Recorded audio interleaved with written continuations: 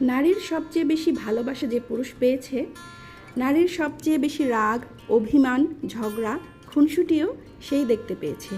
নারীরা একটু এমনই। নারী যাকে সবচেয়ে বেশি ভালোবাসে তার উপরই সবচেয়ে বেশি অধিকার দেখায়, রাগ করে, ঝগড়া করে, অভিমান করে। নারী সরলতার প্রতিমা হয়, আবার রাগের উপমাও হয়। সব কিছু নির্ভর করে আপনার উপর। আপনি তাকে কিভাবে ট্রিট করছেন সেটার উপর।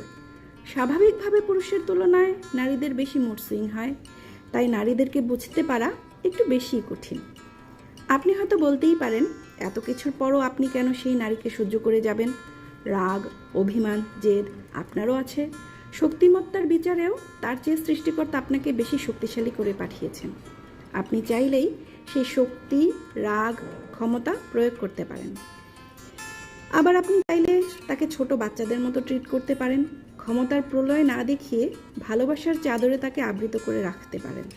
হয়ে উঠতে পারেন তার প্রিয়তম পুরুষ, সবচেয়ে নিরাপদ আশ্রয়। বুদ্ধিমানরা তাই করে, কারণ তারা জানে নারীর উপর রাগ, অভিমান, কঠোরতা দেখিয়ে নারীর কাছ থেকে সব কিছু আদায় করে নেওয়া যায় না। তবে ভালোবাসা দিয়ে নারীর কাছ থেকে পুরো পৃথিবী আদায় করে নেওয়া যায়। নারী এমনই। আজ দুপুরের জন্য ঝাল ঝাল করে চিকেন রান্না করলাম।